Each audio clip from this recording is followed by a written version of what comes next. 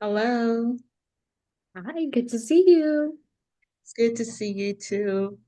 Excited. Alrighty. We are officially live. Welcome back, everybody, to our incredible mentorship meetup Wednesdays. I am your host, your big sister, Deborah Ann Danae Feltazen, y'all. It has been a full week. I don't know about y'all, but I know God has had me running like crazy, and I'm making sure we hit the record button because we don't want to miss today's session. We want to make sure that we are catching up on today's mentorship meetup because today we are starting our new series. We are starting Kingdom Legacy Part 1, and today I want to talk about the covenant, your destiny covenant that God has you walking in. But before we get into our covenant, before we get into today's mentorship meetup, for all of my tribe, you know what time it is. It is time to reach out to connect with, to call on your battle buddy who needs to be in today's session. Now, remember, everybody, you need to tag that person in the comment section. You need to put their name in the chat box. Go ahead, text them, call them, Facebook message them, WhatsApp them, give them a literal phone call if that's what they need. You call your battle buddy, your prayer partner, your armor bearer, whoever it is that needs to be here to not miss out on what we're about to launch in our Kingdom Legacy series. Make sure they are here, tag them, reach out to them. I'm giving you a few minutes to go ahead and do that before we jump into today's lesson. All right, so I'm a little short staffed today. It's mostly me and our incredible executive assistant Joe Dia online on social media today. Michael is in the process of running around a few errands, so forgive me if I do end up like jumping topics or looking a little bit distracted. That's just because I'm admitting people into the room. Y'all were waiting for me. Y'all were ready. The moment I hit admit start meeting, I had you guys all pouring in. So for you, those of you on social media, get in the room. If you have not already signed up for our mailing list, if you did not already, click on that Zoom link that you got in your email. If you did sign up for the mailing list, go and do it now. You want to be in the Zoom room because this is where it's at. This is where we get interactive. This is where I answer your questions. This is where I give you that one-on-one feedback after we get off live stream. See, live stream is super fun. You get to be there for all of the fire and all the power as we go through the meat of the message. But then afterwards, well, that's where the real work begins. So make sure you're here. Yes, Michelle finally made it. Michelle Delanis, one of our alumni, powerhouse prophet, y'all. If you ever have the opportunity to connect with Michelle Delanis in our tribe, in one of our online communities, I do recommend you do that because she has been around for a while. Between her and Daisy May, these two are our South Side prophets. They're from the South Side of heaven, and they will go gangsta on the devil. And I just love working with these incredible women. So I've given you guys a few minutes to reach out to your peeps who need to be here. I see Rochelle. She's like, I called out Kara, I called out Rhonda, and I called out Nelly. Well, she did not just sit at one. She's like, I'm calling all of my posse, my entire prayer team, my battle buddies. They all gonna be here. Our platoon is gonna be here. So I just love the sound of that. Now, also one more thing before we get started is I want to remind y'all to make sure you stay muted. Make sure you write down your questions as we are talking. I want to be able to collaborate with you. I want to be able to answer your questions. So please write them down. If something comes up, you have a question from a previous lesson, lecture, write it down. So when we get to our breakout room, I can answer them and I can invest into you guys. All right. If you don't know the answer to the question, it is not a silly, a stupid, or an insignificant question. It is something where you need to grow. It is something where you need to learn. This is where we take those insignificant things that you feel are unimportant and we explore them and find out, are they really important? Are they really insignificant? Let us do that in a safe place. I also want to thank our tribe who have been supporting us, and as a tribe, as you guys have been even supporting us financially in donating towards our hub.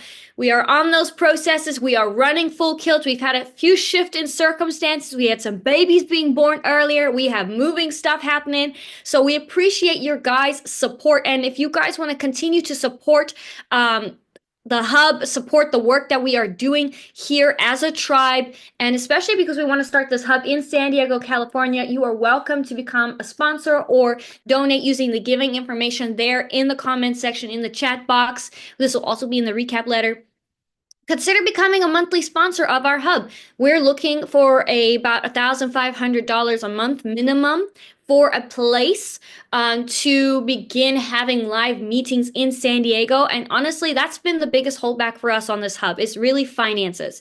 As soon as we've got the finances, finding a place is actually pretty easy. It's just making sure we've got the finances to cover it and be able to start having these meetings every single week. So consider becoming a monthly sponsor. Give a love gift if you've been blessed by our ministry in any way, because we are going to be starting a work here in San Diego, and we want to partner with you to make this happen.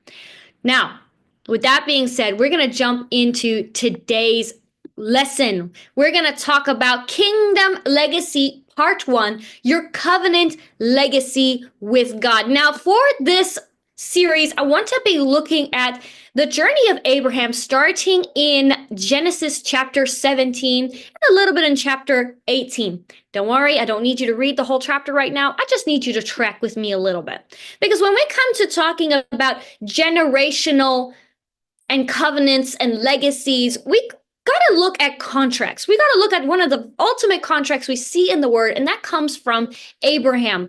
Now, in the first part of Genesis 17, verses 1 through 8, we see Abraham. He's on this journey. God's called him out, right? God's called him out of his land. He's been wandering in the land for a while now. At this age, he's 99 years old. Okay, that's a long time to be wandering in the wilderness. He's 99 years old, and God visits him to go over why he called him out of his hometown and away from his family in the first place. He's going over this. He's renewing his covenant. He says, I am the Almighty God.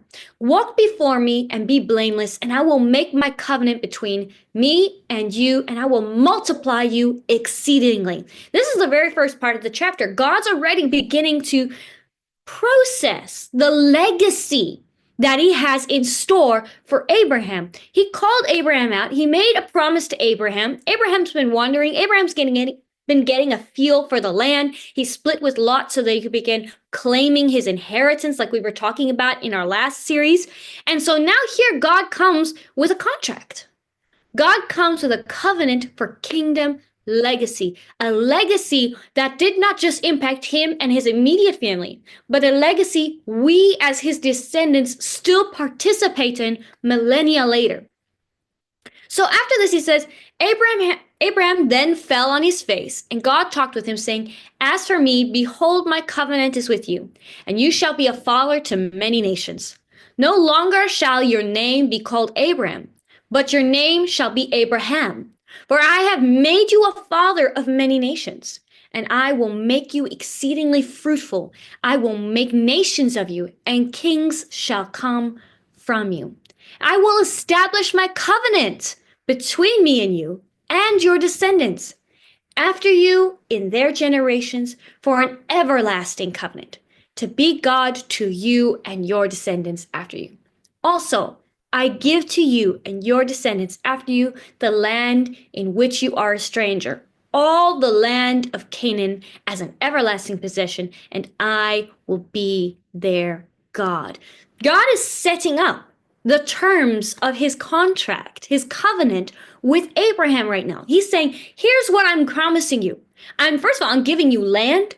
I'm giving you riches. I'm giving you longevity. I am giving you legacy with a son. I am giving you all of these terms. But then he had some conditions that he needed to go over. And we're going to go over what this looks like when we start stepping into a covenant with God throughout this series and also in today's lecture. But first, what I want you to understand is a covenant is a contract signed by God. Okay, God approaches you with a promise. God calls you up. This is most likely the time when you had your first encounter with God, when you gave your life to God and you had this promise with him. God calls you out. He gives you this promise and you go on this little wilderness journey. A covenant is beginning to be formed. It starts from the moment you have that first encounter with the Lord and he calls you out.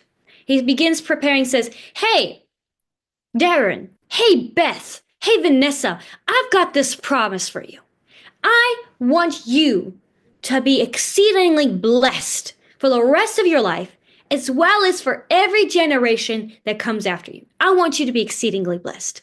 So I'm calling you out of your circumstances. I'm calling you out of the family. I'm calling you out of the religion. I'm calling you out of the background that you are in so that you can begin to navigate and walk out the destiny that I have in store for you. I'm calling you out. You come and say, hey, God, that sounds like a great idea. I accept these terms. I'm giving you my life in return. I am giving you everything that has to do with me, my heart, my soul, my spirit, all of this. I give it unto you and agree to these terms. So we begin walking out. We begin this journey of discovering the full terms and conditions of this covenant with God. That is the Christian journey. That is the believer journey. But now when it comes to being a prophetic champion, one who is called to a higher level, we must now take a deeper look at that covenant.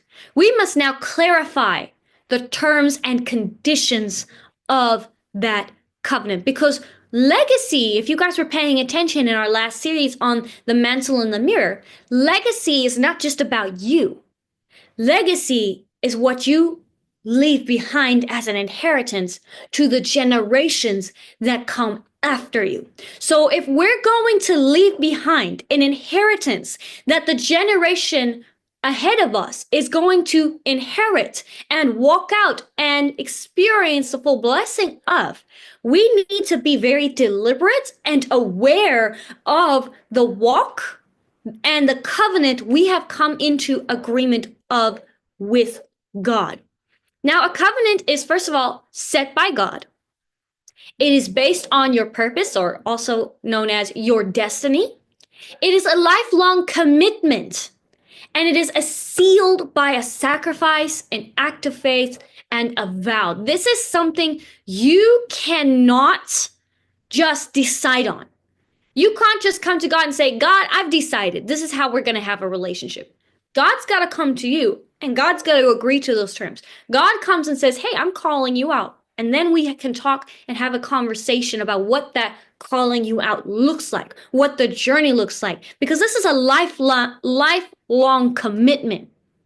Your destiny is a lifelong commitment to the covenant you are making with Him, with multiple little clauses and terms and conditions woven throughout, and we need to abide by them in order. Now, I want to make a clarification here. When I'm talking covenant, I'm not necessarily talking altars. In fact, in our next session, I want to talk about the difference between generational altars in good and bad. We can have good and bad generational altars. And when God sets up an altar in our life, this is when we begin looking at a generational contract, a generational covenant, something that is set up so that the next generation can inherit a double portion of what we've built up in our lifetime. We're going to discuss that a little bit more in our next lesson. But for today, I want you to focus on the purpose of your covenant with God. Now, the first term of your contract is to identify your destiny. I want you to have a look at when you were called. All right, when were you called? I want you to go back through your diary, go back through your memory, your life. When were you first called? When did you first have that encounter with God? When did He come to you? See, there's many times where we come into a relationship, we will approach God and say, I'm giving you my life, I'm giving you all these things. But when did you encounter God? When did He encounter you? When did He introduce Himself to you and say, I am your God? I am who I am. I am calling you out. Where did He introduce you? Where did He encounter you? When was that? When did that happen? I want you to take note of it. Because when you can begin to identify when you were called, you will begin to identify when you first started to enter into that covenant, and you will understand the very broad picture of your destiny. Somebody comes to me when we have our consultations and they're like, oh, what is my destiny? Well, when you first met and had a conversation with God, what did He tell you? That's your destiny. What did God tell you when you first encountered him? That is your destiny. When you can understand that, understanding the rest of your covenant and all the terms and conditions that come with it is very easy. So now that we've got the when, next you need to understand, why were you called? You've got your time period. Why were you called? Why was no one else in your family called? Why was no one else in your community called? Why was it you? What made you so special that he called you out? Now, you may sit here saying, well, I don't know. I don't know why he called me. You're going to have to tell me. I don't actually, because God did tell you. When he first had that encounter with you, when he called you out of his family, he gave you a goal. He said, I am choosing you because I need you to break this bloodline curse. I need you to break the back of poverty. I need you to raise up the standard. He told you why. He called you specifically. When you say why, because I need you to be a voice to your generation. That's why you. Why me, Lord? Because I need you to show what it means to have a healthy, godly marriage, to what it means to be parents to the next generation. That's the why. So we got our when, we got our why. Now I want you to look at, what were you called to do? What? Okay, why you? Because God needs a movement in how to raise up the next generation. Okay, let's look at that. Okay, what are you called to do? To mentor others. I need you to raise up the next generation by mentoring them. Mentor them in identity. Mentor them in X, Y, and Z. What did God tell you to do? We got the when, we got the why, now we need the what. What were you meant to do when you had that first encounter? I'm not telling you now today, okay? I'm not telling you now today, because a covenant is a lifelong promise between you and God. It is a lifelong agreement. That covenant is not just going to change overnight. Many of us think that our covenant and this thing that God's called us to do is always changing. No. He is who he was and will always be. God is the same yesterday as he is today, as he will be tomorrow. He doesn't just change his mind. When he called you to be a voice to your generation, and he called you to mentor, when he called you at that young age or that older age, he was very deliberate and he meant what he said. So we need to go back to when we first made this covenant contract with God, and to understand all the terms and conditions that he's clarified over the last few years. So, when were you called? Why were you called? What were you called to do? This is our first term of our covenant, to identify your destiny. Once you've got that, we can move on to the second term of your contract, which is to clarify the details. See, in the first part of Genesis 17, 1 through 8, he clarifies, even a little bit before then, he clarifies the when, the why, and the what for Abraham, right? In that first paragraph, right? Verses 1 through 2, he clarifies what he's doing. Then we move on to clarifying the details. This is where God begins to say, and I'm going to do this for your generation. I'm going to do this for you. I will give you the land of Canaan.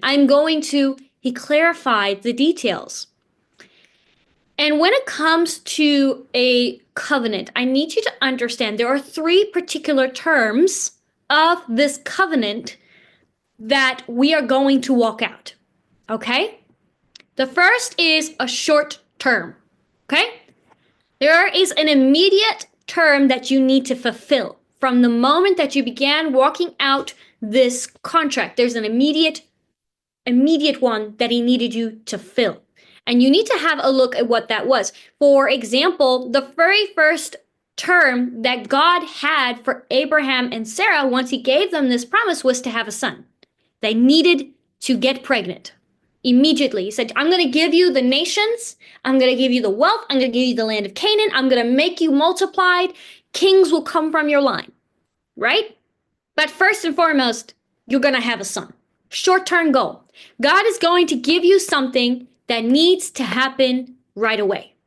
Before you can begin to go into a deeper depth, that first short-term goal must be met. Now, I'm using the example of Sarah and Abraham conceiving Isaac as an example because that was their clause. Before Abraham could do anything else according to his mandate, he had to conceive a son with Sarah. At that point, Ishmael was already 13 years old. That was his firstborn son. He had a son already. But God could not continue on the covenant with Abraham until Isaac was born. So there's a short-term goal or instruction God needs you to fulfill first. So when we're looking at that covenant of when you were called, what you were called, why you were called, all of that, I want you to also look at what was the first short-term instruction God asked you to do. He told you needed to do. Now, you may have already completed this, and if you haven't completed this, it's not the end of the world. Now you know what to do next. Let's get that goal met. All right? Let's say God said, first thing you needed to do once you got saved, once you started this covenant from God, maybe you've renewed a covenant and God gave you a new short-term goal that you needed to meet. And it was, I need you to move. Okay, well, move. Where did he tell you to move to? Maybe he said you needed to move states, you needed to move to another community, you needed to move church, you needed to move to another job. Whatever the case may be, he's having you do a large circumstantial shift. Make the shift happen. Until that shift happens, you're going to continue to remain stuck. You're going to continue to remain feeling like you've hit this plateau and you're stagnating because God can't move anything until you've moved. So make sure you are meeting that short-term goal or clause in your covenant. The second term that God is going to give you in your covenant is a long term. Now, in the example of Abraham's covenant with God, he says, I will give you and your descendants the land of Canaan. That was the longer term. They weren't going to conquer the land of Canaan overnight. This is something that had to work towards. He had to first chart out the territory. He had to go plant some wells. He had to go, unfortunately, sell off his wife a couple of times to a few kings, and so that he could get all the riches of that land. He had to plant a few vineyards. He had to do a couple of things before he could truly get possession or ownership of the land. It was a long-term thing. He couldn't do that overnight or within a year like he did conceiving Isaac. This is something he had to work towards. So in your contract, you need to really clarify these tasks. Oftentimes, we will actually shift these terms around and then can't understand why we feel so confused. We can't understand why we're not seeming to track where God is leading us because we're mixing up our short term with a long term with a third, which is a lifetime goal as well that we need to be completing. And so we're all confused because we're aiming to do our lifetime goal immediately and our short-term goal seems to be a lifetime goal. And we're like, God, I feel so confused. Well, if you did things in order, as God needed you to, it actually would flow a lot easier. It would also be a lot clearer. So yes, find out what your short-term goal is. Discover what your long-term goal is. And then finally, the lifetime goal or term in your contract. This is the part where God says to Abraham, you shall be a father to many nations, and kings will come from your lineage. This was a lifetime. Kings will come from your lineage. He didn't say that Abraham would be alive to see it. But what Abraham did need to do is set up the structure, have Isaac, so Isaac would have kids, so that Jacob would have kids, so that they could then produce all the tribes that would come from his line, that would then produce King David and Saul and all these incredible kings that came, that would then produce the line of Jesus. If Abraham had not completed that short-term goal of getting his wife pregnant, when God said to get her pregnant, we would not have the lineage we have today. God needed Jesus to come from the line of David, which came from the line of Abraham. But Abraham first needed to do things in order. You have a lifetime term in your covenant with God. Now, that term may look like, for example, to raise up and impact the next generation of prophets. I may not see what that impact looks like in my lifetime. That impact will probably only truly be seen long after I'm gone. Just like it was for so many other great apostles and prophets out there. And that seems kind of sad, but what I can do is I can set up my legacy. I can create the content and the materials that are needed to be produced so that they are a resource, an inheritance for the next generation. If I am not completing those short-term, long-term, and lifetime goals that have been set up in my covenant with God, I'm not going to see, and my generations after are not going to see the impact that God gave me in our covenant. Your covenant is not always going to be an immediate result. And I need you to understand that. That is the major difference between an actual contract that we create in real life versus the contract or covenant we create with God. Now, I'm using the terms for a contract interchangeably, just so that you can grasp the understanding of the order and how God structures himself, because God is very structured. God is very deliberate. And I really want to remove this theory out there that I've seen so many prophets operate in, that God seems to be this flow with the wind kind of God. You know, that he changes his mind often. That he's not going to give you a step-by-step instruction, that he's going to give you a broad, generalized promise, and then you've got to figure it out for yourself. That's not what I see in the Word of God. I mean, Genesis alone, the very first 2 chapters of Genesis should tell you how organized and deliberate our God was and is. He's structured. He plans. He foresees. He was, he is, and always will be. He sees everything. And so he plans accordingly. So when he gives you an instruction that in your ears, in your eyes, seems generalized, you need to take a moment to sit back and say, okay, let's go deeper into this instruction, God. You say I'm called to be a voice to my generation. What does that mean? What does that look like? Why me? Why me? And what am I meant to do in order to become that voice? Let's have a look at this, God. Let's clarify these terms and conditions of our covenant here. Explain it to me so that I know how to operate. By all means, let us not get so focused on the details that we start incorporating our own ideas and interpretations of what we believe God wants us to do, but let us clarify the terms and conditions. God has given us free will for a reason. He's given us leeway to make certain decisions for ourselves because we are human, and he's given us a free will, and he's not going to mind control us to do something we don't want to do. That is the purpose of our relationship. A healthy relationship should not be based on you do as you're told all the time, exactly as you're told.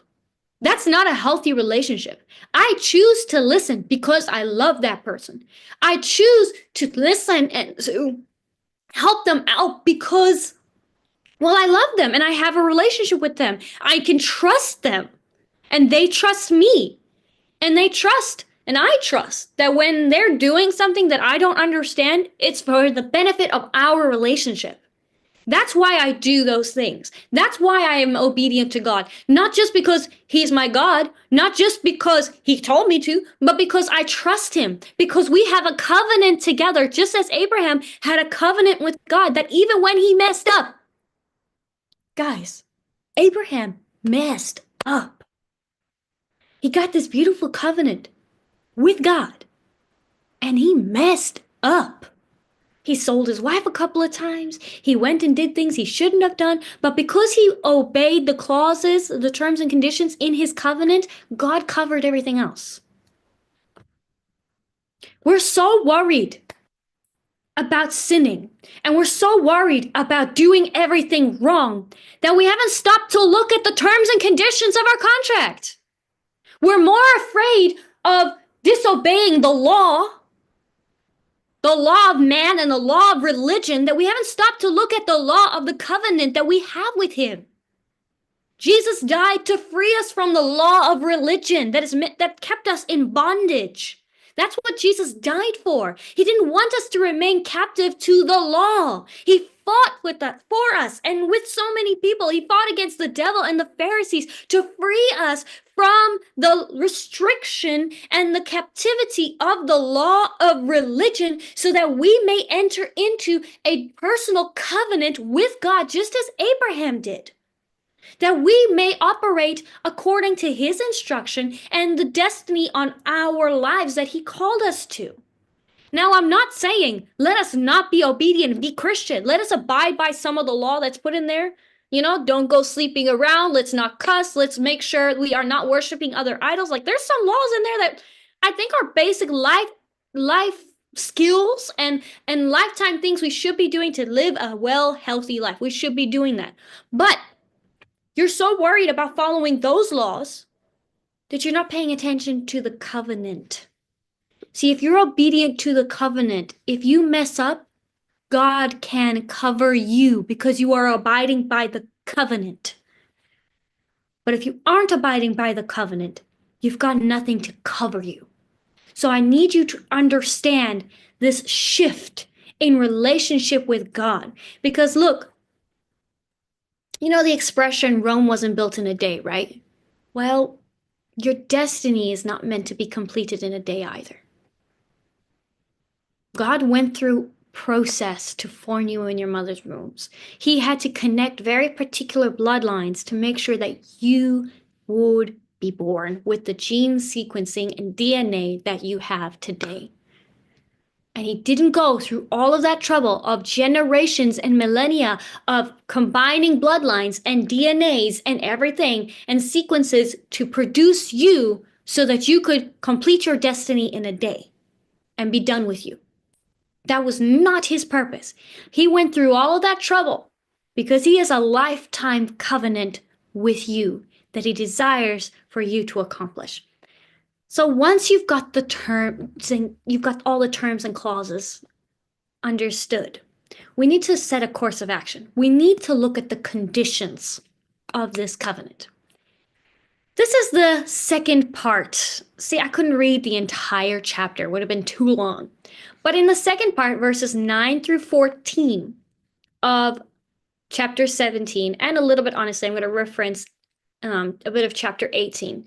Says, and God says to Abraham, after he's given him all of this promise of everything that he's going to do, everything that he's going to go through, okay, he's going to give you all of this. And he says, and God said to Abram, as for you, you shall keep my covenant, and you and your descendants after you through their generations. This is my covenant, which you shall keep between me, you, and your descendants after you. Okay, so this is my covenant. We're going to keep this. We're going to keep this. So every male child among you shall be circumcised. And you shall be circumcised in the flesh of your foreskin, and it shall be a sign of the covenant between me and you. He who is 8 days old among you shall be circumcised, every male child in your generations, he who is born in your house or bought with money from any foreigner who is not your descendant. He who is born in your house and he who is bought with your money must be circumcised, and my covenant shall be in your flesh for an everlasting covenant. And the uncircumcised male child who is not circumcised in my flesh of his foreskin, that person shall be cut off from his people, for he has broken the covenant. This was one of the ways or conditions that God set for Abraham to prove that he was going to be obedient to this covenant, this contract that they had made. He had to be circumcised. Guys, the dude was 99 years old and he had to be circumcised. That just sounds a little painful. Okay? I need you to understand what that sacrifice meant for Abraham. Because the very first condition of your contract is an immediate act of obedience.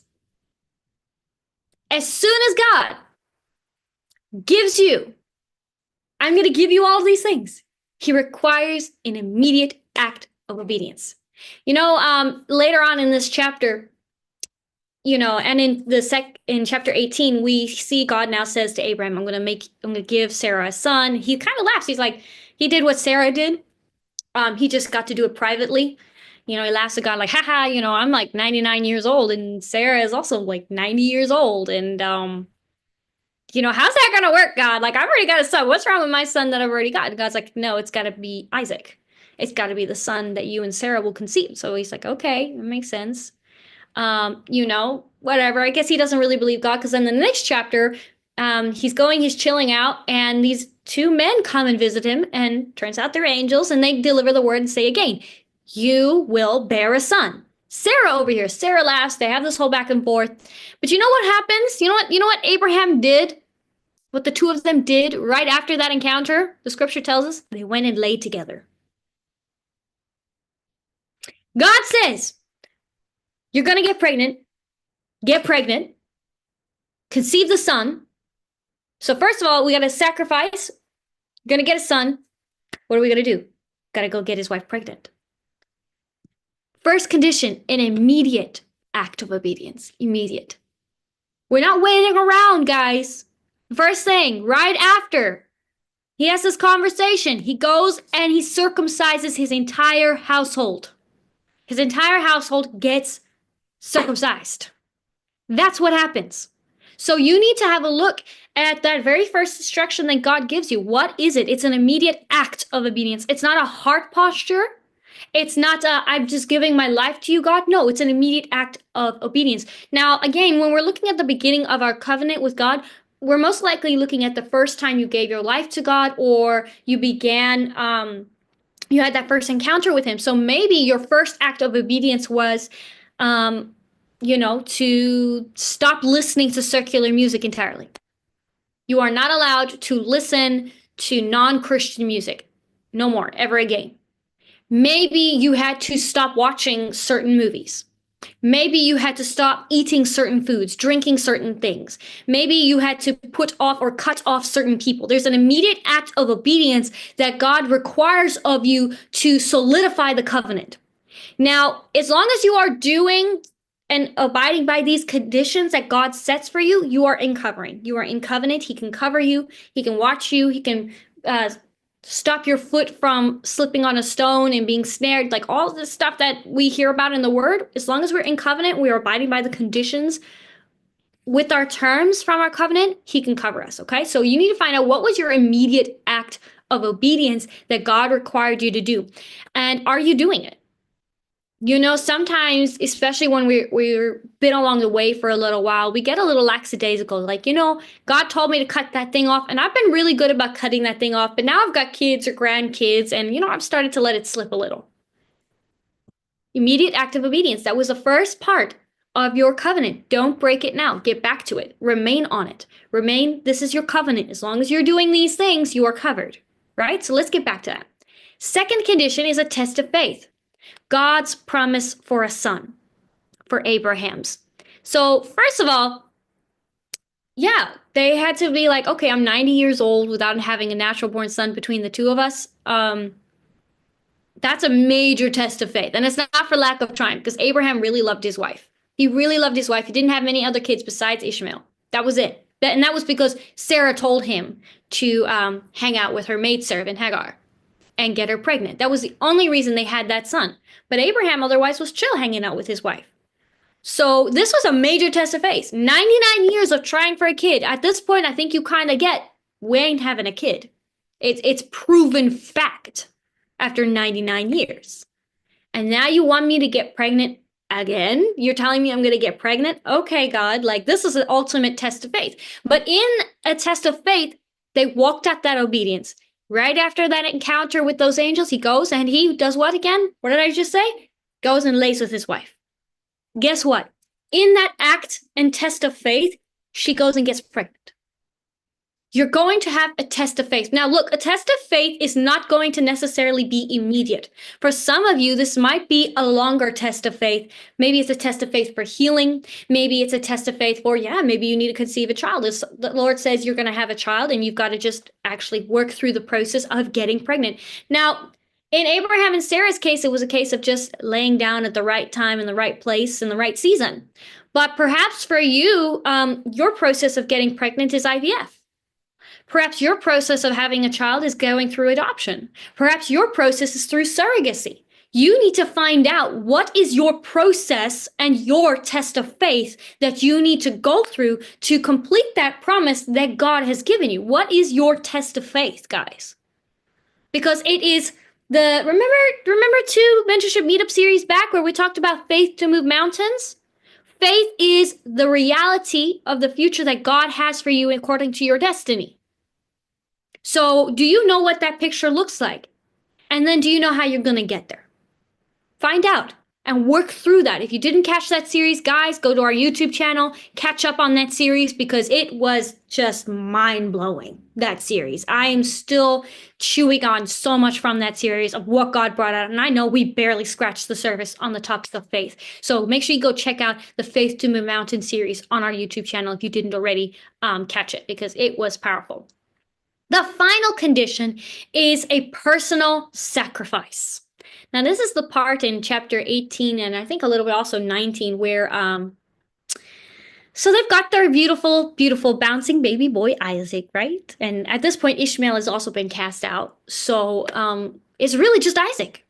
Isaac's the only son that Abraham has got at this point. I believe he's around 12 or 13 around this time frame. So that's like 12, 13 years growing with this child, building pictures of the future of this child. And then God comes for that personal sacrifice. And he says, I want you to take your son of promise that you faced so hard for. 99 years of infertility. Y'all think your 10 years of infertility, 15 years of infertility were hard? Imagine 99 years. 90 years of infertility. That son that you worked so hard for 90 years of infertility. The only son that you have. Take that child up to the mountain and sacrifice him to me. Now, God's process of sacrifice, by the way, was quite official. They're like, there was no coming back from that on how you sacrificed in that day and age. Like, it wasn't like a little simple stab to the side and you could like bandage it and heal eventually. No, it was permanent. That son that you battled through 90 years of infertility for, the only child that you have because you have to cast out your other one and he's probably dead. So this is your only son that you have living, that you travailed for that many years. You finally got the answer to your prayers after 90 years. You're going to go kill it. You're going to go get rid of it. And you're going to go sacrifice it on that altar. A personal sacrifice. God's going to require something of you that is quite personal. He's going to require you to sacrifice something that impacts your life, that impacts you as a person, that is permanent. Permanent. See, that test proved just how much Abraham truly was committed to God. That proved to God just how much that covenant between the two of them meant. Because God's covenant was what? What was that covenant for? That you will be a father to nations and kings will come from you. So Abraham had so much faith in the covenant of God that said that I am going to have many nations come from my bosom, come from my seed. That I'm willing to sacrifice the child that I finally got after 90 years of infertility. I'm willing to lay him down. And he travailed. Make sure, no mistake, when you read that scripture, I don't know about you, but I get the sensing that he really wrestled with that. That was not easy. Even up to that moment, he barely spoke to Isaac because he was so trying to get himself ready for that. He's like, God, I'm warring with myself right now, but I trust you. I trust in our covenant. I trust in our contract. I trust in our process together that you would not ask me to give up something this personal, this dear to me. that is so integral to our covenant if you do not have another plan. So I'm going to trust you on that. I'm going to abide by our covenant. God, remember our covenant. That is the final condition of your covenant with God. He's going to require a personal sacrifice, and it's going to cost you. It should hurt.